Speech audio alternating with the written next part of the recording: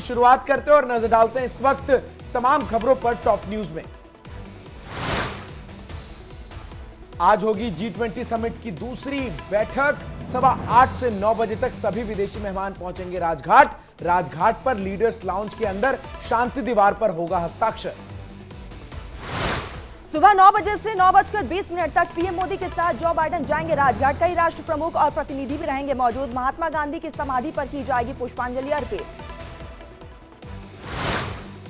9:15 बजे सभी नेता और प्रतिनिधि मंडल के प्रमुख लीडर्स भारत मंडपम के लिए करेंगे प्रस्थान।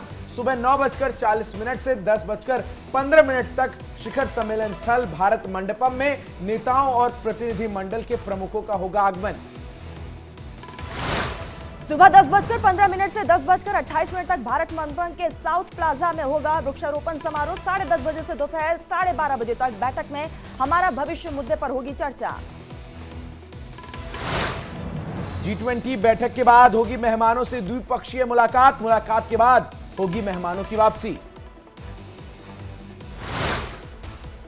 आज G20 के बाद अक्षरधाम मंदिर जाएंगे ब्रिटिश के पीएम ऋषि सुनक। अपनी पत्नी के साथ करेंगे स्वामी नारायण के दर्शन।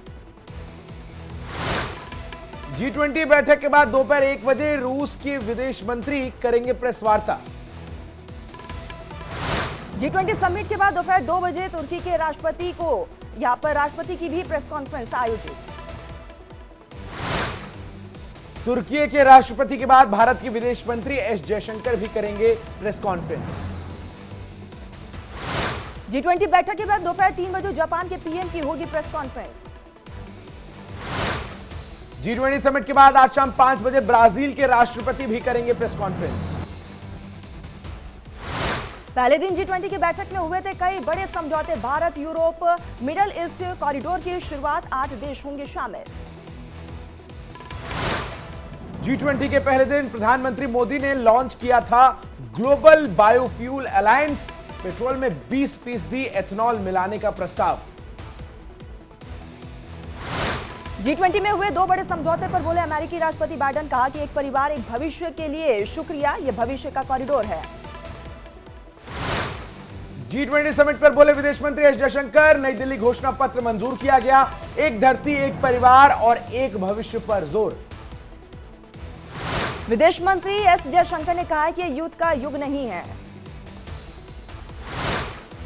G20 समिट में बोली वित्त मंत्री निर्मला सीतारमण। कहा परमाणु हमले की धमकी अस्वीकार्य है। G20 समिट में बोली निर्मला सीतारमण। कहा कि G20 समिट में क्रिप्टो पर वैश्विक नीति बनाने पर हुई चर्चा। बांग्लादेश के विदेश मंत्री AK अब्दुल मोमन ने घोषणा पत्र को लेकर प्रधानमंत्री नरेंद्र मोदी की तारीफ की।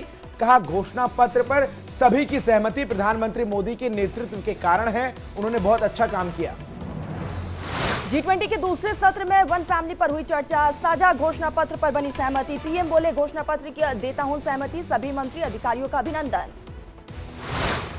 भारत और इटली के बीच हुई द्विपक्षीय वार्ता। कई मुद्दों पर हुई दोनों देशों के बीच बातचीत। G20 समिट के पहले दिन प्रधानमंत्री नरेंद्र मोदी और जापान के प्रधानमंत्री के बीच हुई द्विपक्षीय वार्ता। कई अहम मुद्दों पर हुई चर्चा। प्रधानमंत्री नरेंद्र मोदी और ब्रिटेन के प्रधानमंत्री के बीच हुई बातचीत। कई मुद्दों पर दोनों देशों के बीच हुई चर्चा। पहले दिन की बैठक के बाद G20 नेताओं के सम्मान में राष्ट्रपति ने किया था डिनर का आयोजन। विदेश से आए मेहमान हुए शामिल।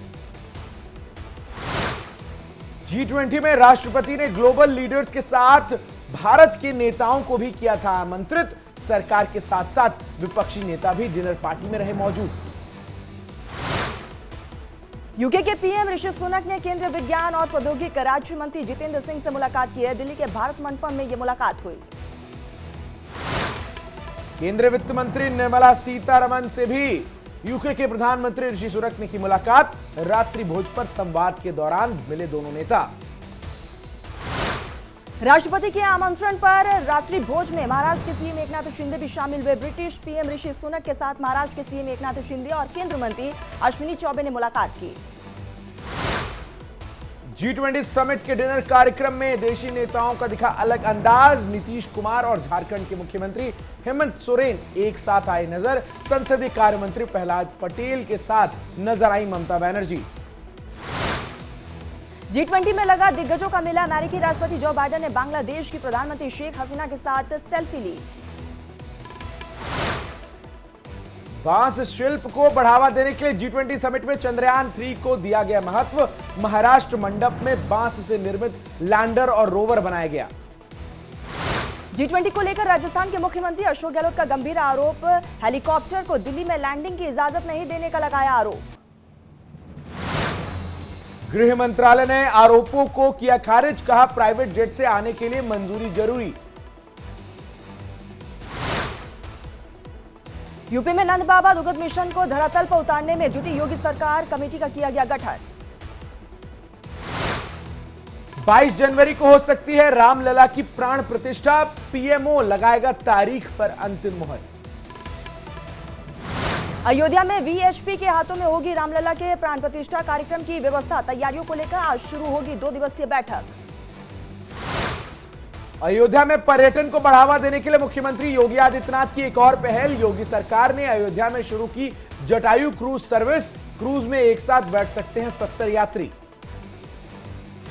लखनऊ में सपा नेता शिवपाल यादव के समर्थन में लगेगी होर्डिंग। लिखा कि टाइगर अभी जिंदा है और भतीजे को हराने से पहले चाचा को हराना होगा।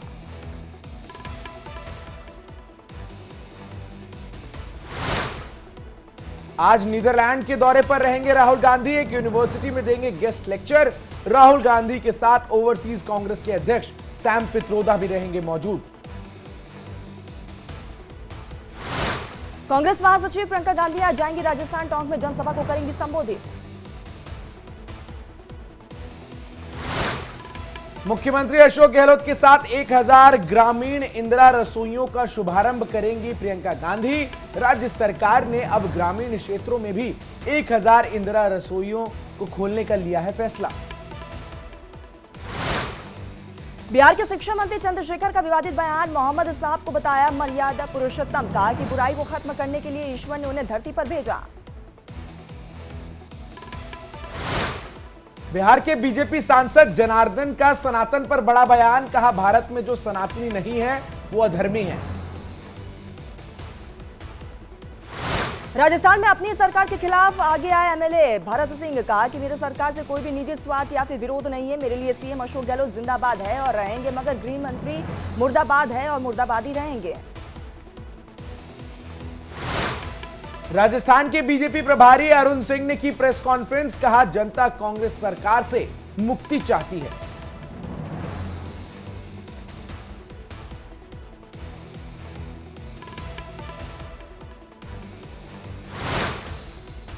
खबरों में आगे बढ़ते हैं। पूरी दुनिया में